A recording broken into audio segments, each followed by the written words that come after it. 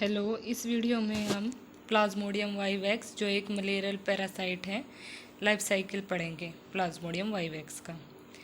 तो life cycle दो host में पूरा होता है, एक मॉस्किटो और दूसरा है ह्यूमन बींग्स बर्ड्स यानी कि वर्टिब्रेट्स में, एंड फर्स्ट है इनवर्टिब्रेट्स।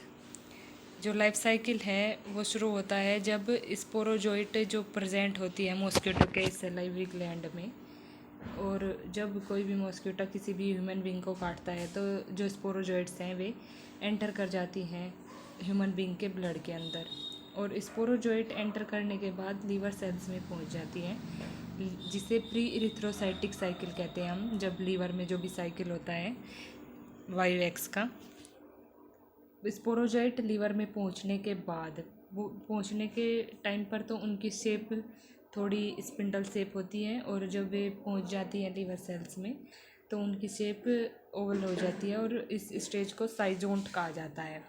जो न्यूक्लियस की शेप है वो इस स्टेज को साइजोंट स्टेज कहा जाता है। साइजोंट में क्या होता है, न्यूक्लियस डिवीज़न होता है, और न्यूक्लियस डिवीज़न होने के बाद साइटोप्लाज्म उसके न्यूक्लियस के चारों तरफ इकट्ठा हो जाता है, और इससे बहुत सारे सेल्स बन जाती हैं। इन सेल्स को माइक्रो क्रिप्टोजोइट्स कहा जाता है। ये क्रिप्टोजोइट्स सेल के फटने के बाद बाहर आ जाते हैं, और ये क्रिप्टोजोइट्स एक हेल्दी लीवर सेल को दोबारा डिजीज़ करती हैं, दोबारा कोज करती हैं डिजीज़ में। और जब साइजोंट स्टेज दोबारा होती है और फिर साइजोंट में डिवीज़न होने के बाद बहुत सारे दोबारा माइक्रो क्रिप्टोजोइट्स बनती हैं। माइक्रो क्रिप्टोजोइट्स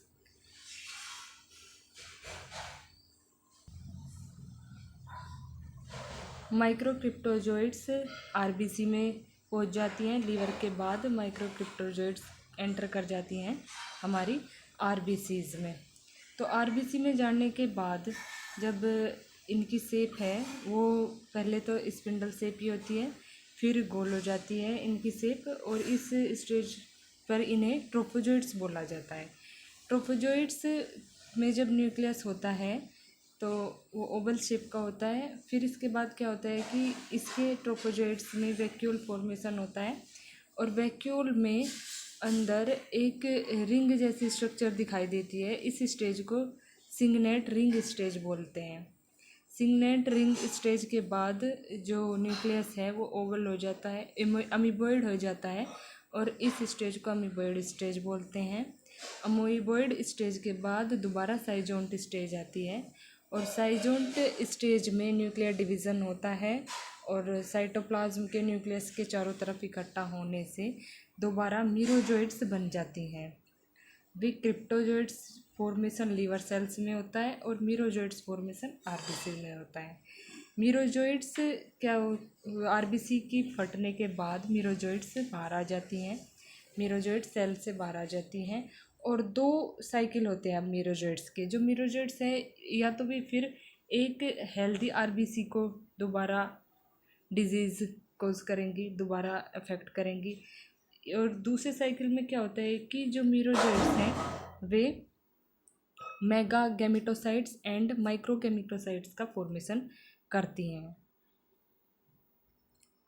अब मैक्रो और माइक्रो गैमीट फॉर्मेशन के बाद क्या होता है कि जो ये हैं माइक्रो और माइक्रो गैमेटोसाइट्स, अब जब कोई भी मॉस्किटो ह्यूमन ब्लड को सक करता है तो ये उसके गट में पहुंच जाती हैं।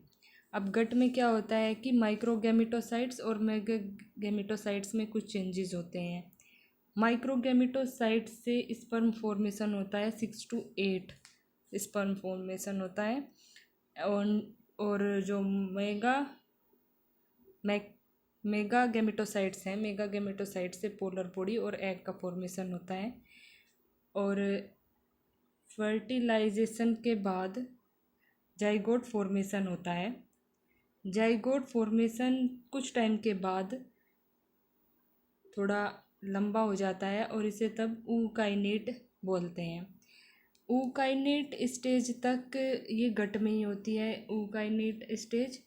इसके बाद ऊकाइनेट्स जो गट की वॉल है वहाँ पर पहुँच जाते हैं सिस्ट वॉल में, स्टोमच वॉल में। एंड फिर क्या होता है कि जो ऊ साइट जो ऊ काइनेट थोड़ा ओवल शेप की स्ट्रक्चर थी वो राउंड स्ट्रक्चर बना लेता है और तब इसे ऊ सिस्ट बोलते हैं। ऊ सिस्ट में अब दोबारा इसी तरीके से न्यूक्लियाई डिवाइड होते हैं और न्यूक्लियाई के चारों तरफ न्यूक्लियाई डिवाइड होने के बाद साइटोप्लाज्म इकट्ठा हो जाता है और फॉर्मेशन ऑफ स्पोरोजोइट्स होता है। अब क्या होता है, स्पोरोजोइट्स से दोबारा वो सिस्ट जब फटती है, बर्स्ट हो जाती है, तो स्पोरोजोइट दोबारा से जो इंसेक्ट है मॉस्किटो उसकी सलाइवरी ग्लैंड में आ जाते हैं और यही स्पोरोजोइट्स दोबारा जब कोई भी मॉस्किटो किसी भी ह्यूमन बीइंग को काटता है तो इसके ब्लड में पहुंच जाते हैं और उससे दोबारा डिजीज़ कोज करते हैं। तो ये साइकिल था प्लाज्मोडियम वाइवेक्स का। Thank you.